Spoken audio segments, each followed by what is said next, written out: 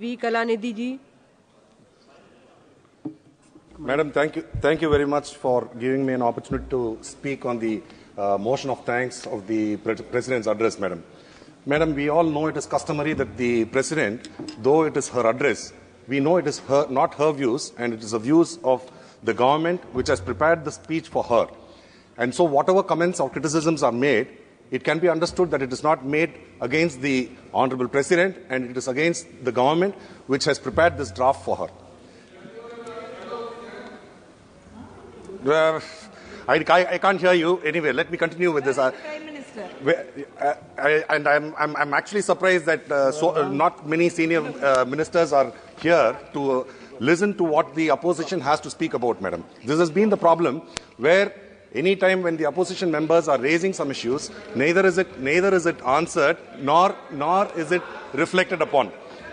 Madam, coming to the speech, Madam, the first point that the President had spoken is about the Constitution, the 75th anniversary of adoption of our Constitution.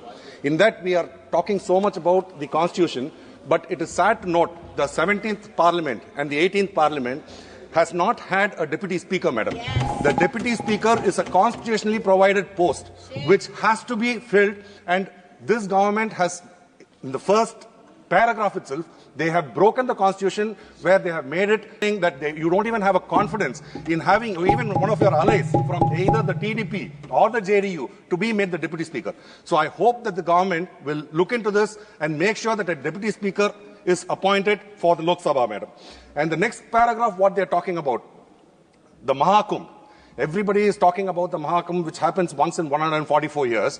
And it is very sad to note that so many deaths have happened. So far, what has been reported is 30 deaths and 60 people injured. But we are suspicious of these news articles because whenever a major calamity of this extent happens in this country, we expect the ministry, the Home Minister, to come and give a statement in the Parliament of this House to mention what exactly has happened and what measures have been taken for relief and for the support of the people over there, and what safety measures are taken to ensure that it does not happen again in future. I actually am sad that this government has not bothered about, though they claim themselves to be a Hindutva party, they do not care about the people who have died over there. And then the next point they are talking about is housing for all, Madam. When they're talking about housing for all, the government says that the union government is providing funds for the housing for all.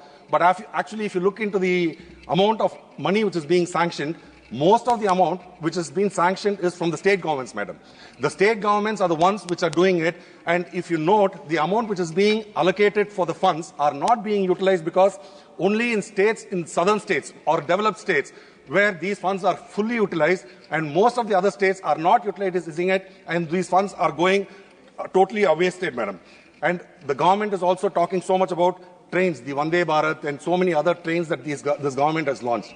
Earlier in my speech, I had spoken when I was talking about Chandrayaan. I was talking about we can always boast saying that we are the first nation to land at the south pole of the moon. But you have to take into account that development of a nation is not based only on one particular event. So you also have to see how many accidents are happening in these trains, Madam. You see in the news of late, every month there is some kind of an incident where there is a derailment or there is a collision with losing so many lives. And the government has been mum about that. And usually in the earlier years, we have found that when some major calamity happens, the concerned minister takes responsibility for it and steps down. But here, we are not even bothered about the loss of lives, and we continue as if nothing has happened, though hundreds of people lose their lives. We are expecting, like when we are comparing ourselves with developed nations like Japan, they are running something called as a bullet train, where they have been doing it for several decades, and not a single instance of a fatality or not even a minor crash has ever happened. I hope the country would be able to achieve something like that so that we can call ourselves a developed nation, Madam. Madam, the government and the Honorable Prime Minister constantly keep talking about Viksit Bharat. I really would like to understand what they mean by saying Viksit Bharat. Because the moment you say a developed nation, the criteria, the economic criteria for that is that you have to have a per capita income of $15,000, Madam. $15,000 is the target set for calling yourself. Though China has about $6,500, still it is not considered as a developed nation. We are in a sad paltry amount of $2,500 is our per capita income right now. And the government has said that we are going to achieve a target of $5 trillion in 2030.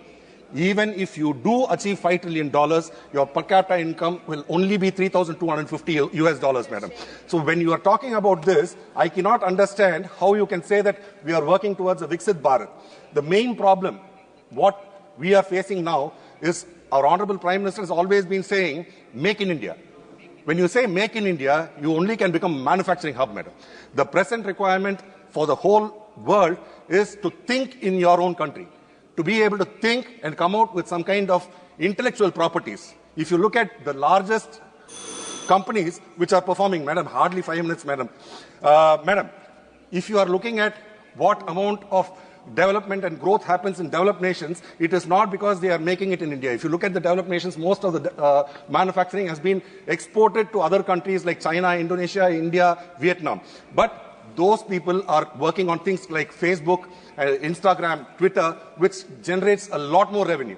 So I hope the country will focus on developing artificial intelligence and making sure that you will be able to achieve heights of growth in the terms of about 15% or 20%, madam. Unless you do that, we can never ever dream of becoming a developed India nation in the next 100 years also. Madam, the other thing is, our Honorable Chief Minister has brought out a book called Antiquity of Iron. This is translated to in Tamil, Irumbin Tonmai. This pushes the Iron Age back to 3450 BC, madam. Madam, I am surprised that the Honorable Prime Minister has not even mentioned this in any of his Twitter accounts, or nor the President's address. It's not been taken account. Madam, this is something which is not a proud moment for Tamils alone, madam. It is a proud moment for the whole of India, and it is to say that the Iron Age started in India. It started from India, from Tamil Nadu, and if you had mentioned that, it is something where archaeologists world over are looking at us with awe, madam. They are so shocked that our technology, 3450 BC, where we could smelt iron, and this is not being appreciated and acknowledged by the Honorable Prime Minister, is very sad, and I hope that the government passes a resolution over here congratulating the archaeologists and all the people who are involved in getting this happening, madam. Madam, if you are looking at the China and India, the economy, China has an economy of almost $18 trillion or more, madam. We are still struggling to achieve $5 trillion. And you are talking about make in India, where Atmanirbhar Bharat, where you want to make everything here. But sadly, in the last 10 years, $600 billion is our trade deficit, where you have lost out the amount of money where this country could have reached export surplus, where we could have been trade positive. But that has not been achieved in 10 years. I hope this country focuses on ensuring that we are a trade surplus country and ensuring that, madam, our leader and also already our leader had spoken, madam, how the government is talking. And the president, in the last line, she has told that this is a country with 140 crore people.